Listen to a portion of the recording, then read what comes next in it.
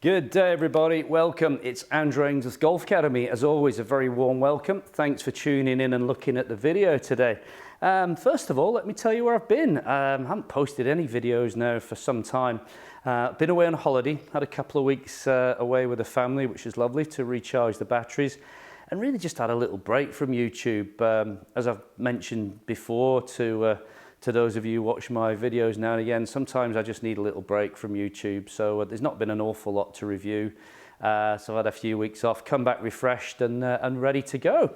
So while I've been away, took delivery of some new Ping product, namely this club which I've got in my hands, which is the new Ping Glide 3.0 range of wedges. Those of you familiar with Ping products, we've had the Glide 2.0, and now we've got the 3.0. So today's video is really just a little bit of an insight into what they've done to make it different to the previous model, the 2.0, talk to you about the features, the benefits, and at the end of it, you know, make a sort of an informed decision. Is it an improvement or is it just pretty much of a muchness? So let's tell you a little bit about it. So stay tuned and we'll tell you all about the Glide 3.0 wedge.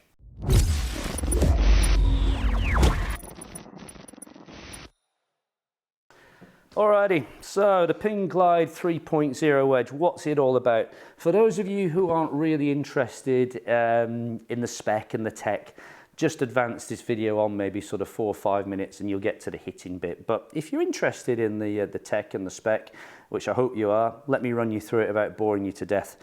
I'm just going to take it straight off my iPad here and read to you exactly what Ping are telling us about it. So Ping engineers took a grip-to-grind approach, redesigning every component of the new Glide 3.0 wedges to create a higher spinning, more forgiving, softer feeling, lighter overall design.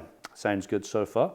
They blend a player's style look at address with a game improvement performance. So trying to get the best of both worlds, yeah? Make it look fantastic, but make it a little bit easier to hit, especially on those off-center hits, which we all get from time to time.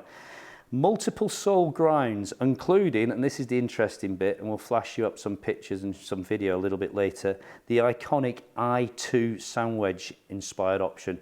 For those of you of a certain age, do you remember this club here, the classic i2? Put a picture up here somewhere. It was a game changer. Lots of great wedge players over the years have used that wedge, and they've brought it back into a modern style offering, but retaining that i2 look. So there we go. There's a little overview on it. Quick look at some of the key points here. Let's talk about feel and forgiveness. Again, we'll put Ping's words up here as well. Excuse my voice. I lost it last week. I think I caught plane flu coming back from Croatia and completely lost my voice, but it's coming back, but it does get a little croaky, so apologies if it goes up and down a little bit. Feel forgiveness. A larger, softer elastomer custom tuning port insert covers more of the back, okay? Excuse me. Activating at impact to produce a soft yet solid feel. We'll find out about that a little bit more. New cavities design, larger CTP, expand the perimeter weighting to increase the MOI. MOI, moment of inertia, resistance to twisting. Position the center of gravity higher to yield lower launching, higher spinning trajectories for more control. Sounds good, but is it all waffle? We'll find out in a minute. Player style look, we've talked a little bit about that before. Player style look, game improvement technology, yep, got all that. At address, it presents a clean appearance of a tour style wedge. Offset is added on bases based on tour player feedback. Okay, lots of different grinds. We've got the i2 sole grind, bidding up there. The grind matches founder Carsten Solheim's original groundbreaking i2 sand wedge sole, offering a narrow hosel transition and progressive lead edge for ultimate in bunker performance and touch shots around the green. Standard sole SS grind, mid bounce sole up there. We've got the wide sole grind, most forgiving sole through the ground, recommended if you have a steep angle of attack or typically playing in soft turf and sand conditions. That's the wide sole. And then finally we've got the thin sole, or the TS. Thin sole grind facilitates precise shot making and versatilities from tight lies, making it ideal for firm conditions or golfers with a shallow angle of attack. That's all the bump. Okay, that's enough. Oh, one more thing to say. New shaft. And a new grip. Glide's 3.0 wedge grip and shaft are lighter, contributing to overall weight reduction. The dialer wedge light grip is 3/4 inch longer than the traditional grip with reduced taper, so basically you can get up and down the grip to take distance off. And they've had a brand new wedge designed by Nippon, which is called the ZZ115. Lower balance point, close to the tip to provide lower launch and more control and enhanced feel. Loads of different specs. We'll throw up the spec sheets at some stage. There is every loft and bounce that you can imagine. So there we go. A lot to talk about. A lot of tech speak going on in there. Best thing we can do is get over in the hitting area now, put it to the test and see if it lives up to all this hype. Let's go and hit some.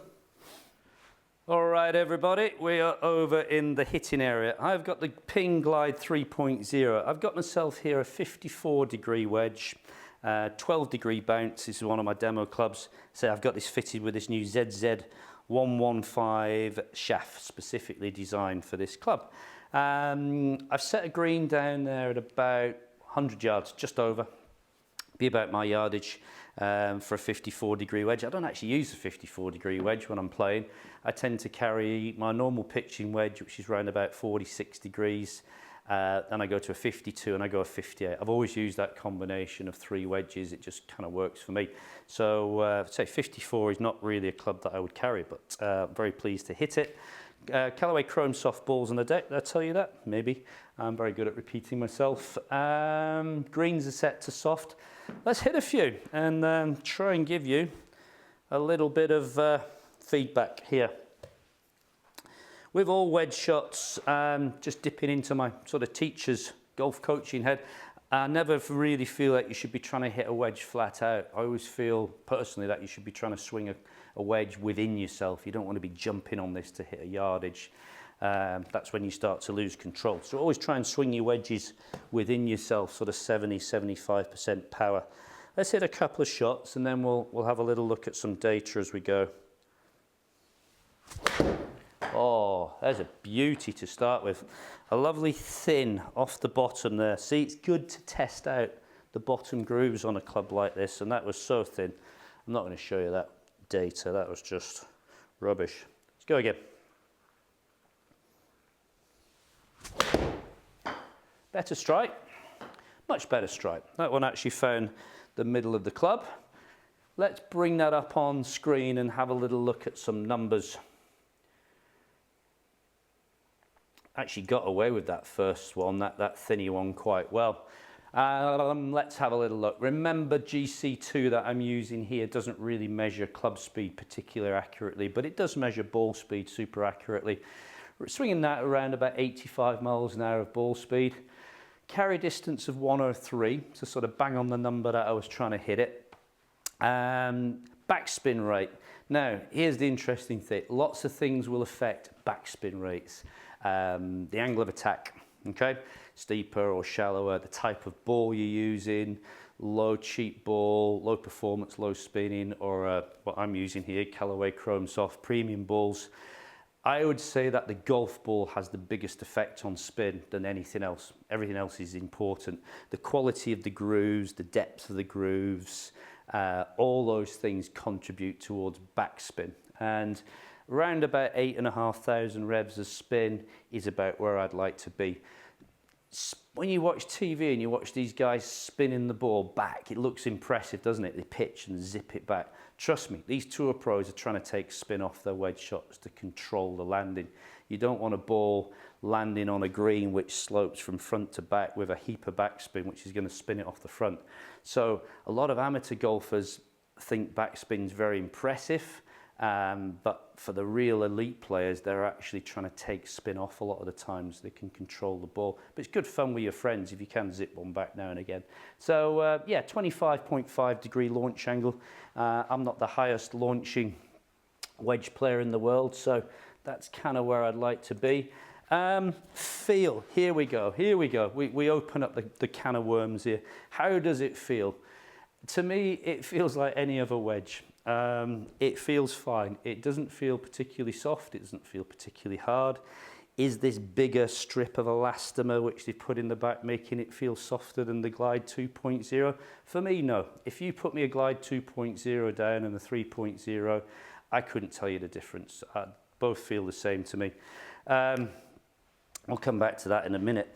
You know, this is whole debate about forged wedges and stainless steel wedges and, you know, all sorts of different materials, and that debate will rage on forever. Let's go one more. That was pretty good strike. That was pretty good. My very pronounced draw, I can even draw a wedge, so that one drew a little bit. Let's have a little look there. It looked like a very similar club speed to the previous one. Excuse me, bang on yardage again at 103. Little bit of higher spin, just coming in at just under 9,000 revs of spin there. Again, that'll be down to strike location. Feel like I hit down into that one a little bit more, launching at 25 degrees. So it's a very, very good wedge, folks. Is it any better than the Glide 2.0 for me? No. You know, I'm always honest, and you know, Ping don't have a problem with me doing these videos and being honest about it. It's a fantastic wedge, but if I had a set of Glide 2.0s, would I be getting rid of those to replace them with these? Unless they're absolutely worn out, I wouldn't, because I don't think it's a massive improvement on the previous model. And I kind of feel a little bit sorry for golf manufacturers sometimes, because, you know, they are trying to reinvent the wheel sometimes, aren't they? You know, every single aspect of golf club design pretty much has been done by now in terms of where they position, weight and shaft technology, this, that and the other. And these companies have to, excuse me, refresh their product range, you know, every year to 18 months to keep selling golf clubs. So, you know, they're always going to tell you it's an improvement, and there probably are small incremental gains here, but for the average golfer, are they going to see much difference between this and the previous wedge? I don't think so. It's a great club, but you know, the problem with wedge, the market here, is it's very cluttered. There are lots of manufacturers making fantastic wedges: Titleist, Cleveland, Ping, TaylorMade, Callaway, Wilson. Take your pick, you know, Srixon, they're all PXG, they're all making superb wedges, and it really does come down to personal choice. How much would this wedge cost in the UK? This is going to be retailing at around about £120 per club. Full custom fit available, and as always, I urge you to go and get fitted for all your clubs, especially the wedges. So, overall thing on the Glide 3.0, I think it's a fantastic wedge. As always, Ping don't make a bad golf club. But is it a massive change on the previous wedge? No, and I don't think anyone would expect it to be. I'm sure there are small improvements in here, but you know, at the end of the day, it's a wedge, folks. There we go. Thanks for watching. Always a pleasure to do the videos. It's good to be back. Couple of things coming up in the future. Mizuno are very shortly about to send me their new MP20 demo clubs. Excuse me. Can't wait to try those. These are replacements to the MP18. Going to have a conversation with Cobra in a couple of weeks' time. Their rep's going to pop in and have a chat. I'm looking at maybe bringing Cobra in for next year as my third product. At the moment, I do Ping, I do Mizuno. Cobra really, I think it's a good brand, and I think it could fit well here for me at my golf academy. So it'd be good to get Cobra involved and be able to start reviewing some of their product. Any thoughts on Cobra that you people are using? Be good to hear from you. As always, that's it. I'm gone. I've got a lesson appearing in about 10 minutes, so I better get ready for that. Thanks for watching. Don't forget to hit that subscribe button, and I'll be back soon. Bye-bye.